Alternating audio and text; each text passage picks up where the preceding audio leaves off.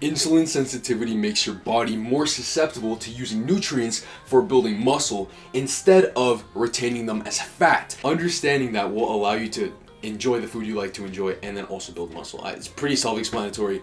How do you become more insulin sensitive? This is exactly how. Number 1, cellular demand. If your body feels like it does not need nutrients, then when you do eat, then you're not going to actually retain it for muscle. You're not going to be able to use the energy you eat to gain muscle, and it's all going to turn into more fat. This means if you're not lean and you're not exercising already, it's going to be even harder to lose fat and build muscle when you're eating anything. Pretty easy to understand. Stay at around 10 to 15% body fat and your testosterone is going to be its natural maximum.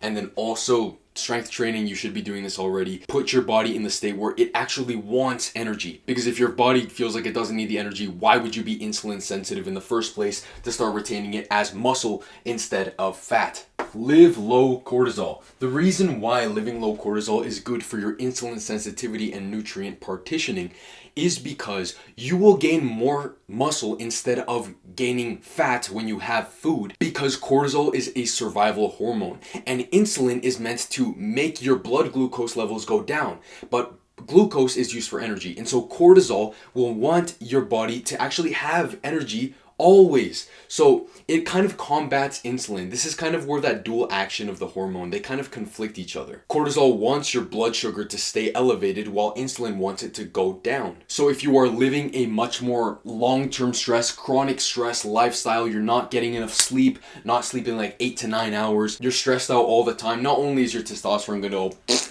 but also your blood will be more sweet, more hyperglucose concentrated, and that gives potential for more of your fat to be made by your glucose, because you have higher glucose blood levels, then there's more chance that you're going to build fat, because you don't have the insulin that's opening the gateways to use this nutrients for your muscle.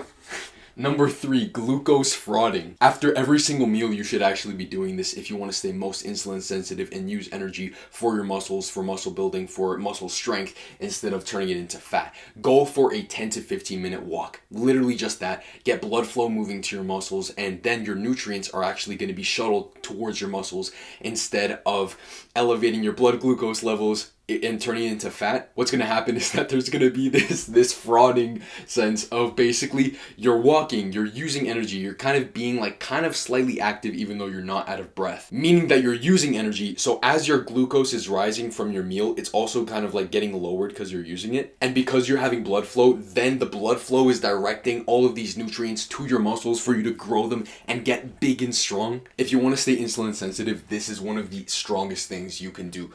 Glucose frauding, just go on a 10 to 15 minute walk after every single meal. And then there's carbohydrate timing. What if I told you could have an extremely high carb meal just as long as you had it before you trained, like an hour and a half before? Well, that's exactly what I'm telling you. Basically, you can have a super heavy carb dense meal. I like to have it like 50% of my carbs of the day an hour and a half before I train. Obviously, there's more nuance to that, but if you make sure that you have like 50% of your carbs of the day had before you actually go to work out, you're going to not only have an insane workout with insane strength, you're going to actually use the energy you have because your body has taken it up into the muscles. But then also doing this more often and actually exercising after you have a big meal is going to make you more insulin sensitive over time, because again, there is the cellular demand, like we talked about before, that'll actually tell your body, okay, I need to use this energy instead of using it for fat. I need to use it for energy for muscle. And then the last aspect to carbohydrate timing is having the post-workout glucose spike. I've mentioned this before, but just like simple sugar, like honey, like orange juice, like any simple freaking sugar that you can think of, like even gummies, fucking Sour Patch Kids, sure, I don't know if the dyes are bad. That glucose spike is going to immediately stop muscle protein breakdown and start the recovery process. These are the best ways that you can leverage insulin sensitivity. Basically understanding cellular demand.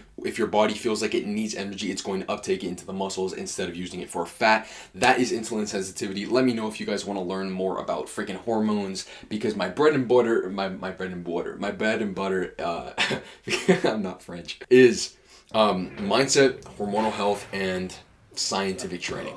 Putting those three together, you get big, strong, jacked after only 2.5 years of lifting like myself And if you want to have progress like this, then yeah, give me a follow, and also check out my Instagram. You can connect with me there, DM me, ask me questions. Awesome, love to see the support. The big thing with this YouTube channel that I'm trying to show is that I'm not all about like the looks maxing thing. Obviously, like I like looking freaking awesome.